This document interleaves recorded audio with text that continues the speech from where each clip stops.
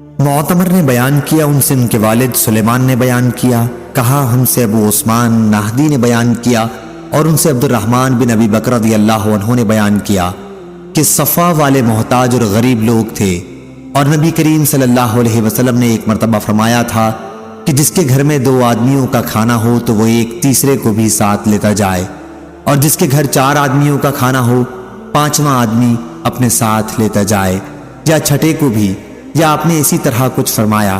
راوی کو 5 اور 6 میں شک ہے۔ خیر تو ابو بکر رضی اللہ عنہ 3 اصحاب صفہ کو اپنے ساتھ لائے، اور آن حضرت صلی اللہ علیہ وسلم اپنے ساتھ 10 اصحاب کو لے گئے، اور گھر میں میں تھا اور میرے ماں باپ تھے۔ ابو عثمان نے کہا مجھ کو یاد نہیں۔ عبد الرحمن نے یہ بھی کہا، اور میری عورت اور خادم جو میرے اور ابو بکر رضی اللہ عنہ دونوں کے گھروں میں کام کرتا تھا، لیکن خود ابو بکر رضی اللہ عنہ نے نبی کریم صلی اللہ علیہ وسلم کے ساتھ کھانا کھایا اور عشاء کی نماز تک وہیں ٹھہرے رہے۔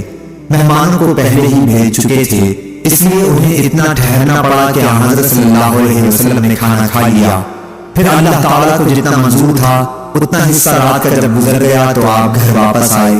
ان کی بیوی نے ان سے کہا کیا بات ہوئی، آپ کو اپنے مہمان یاد نہیں رہے؟ انہوں نے پوچھا کیا مہمانوں کو اب تک کھانا نہیں کھلایا؟ بیوی نے کہا کہ مہمان نے آپ کے آنے تک کھانے سے انکار کیا، ان کے سامنے کھانا پیش کیا گیا تھا لیکن وہ نہیں مانے۔ عبد الرحمن کہتے تھے کہ میں تو جلدی سے چھپ گیا کیونکہ ابو بکر غصہ ہو گئے تھے۔ آپ نے ڈانٹا اے پاجی اور بہت برا بھلا کہا، پھر مہمانوں سے کہا چلو اب کھاؤ، اور خود قسم کھا لی کہ میں تو کبھی نہ کھاؤں گا۔ عبد الرحمن رضی اللہ عنہ نے بیان کیا کہ خدا کی قسم پھر ہم جو لقمہ اس کھانے میں سے اٹھاتے تو جیسے نیچے سے کھانا اور زیادہ ہو جاتا تھا اتنی اس میں برکت ہوئی۔ سب لوگوں نے شکم سیر ہو کر کھایا اور کھانا پہلے سے بھی زیادہ بچ رہا۔ ابو بکر رضی اللہ عنہ نے جو دیکھا تو کھانا جوں کا توں تھا یا پہلے سے بھی زیادہ۔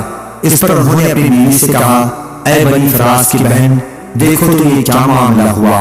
انہوں نے کہا کچھ بھی نہیں، میری آنکھوں کی ٹھنڈک کی قسم کھانا تو پہلے سے 3 گنا زیادہ معلوم ہوتا ہے۔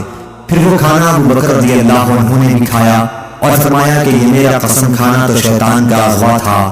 ایک لقمہ کھا کر اسے آپ حضرت صلی اللہ علیہ وسلم کی خدمت میں لے گئے، وہاں وہ صبح تک رکھا رہا۔ اتفاق سے ایک کافر قوم جس کا ہم مسلمانوں سے معاہدہ تھا اور معاہدے کی مدت ختم ہو چکی تھی، ان سے لڑنے کے لیے فوج جمع کی گئی۔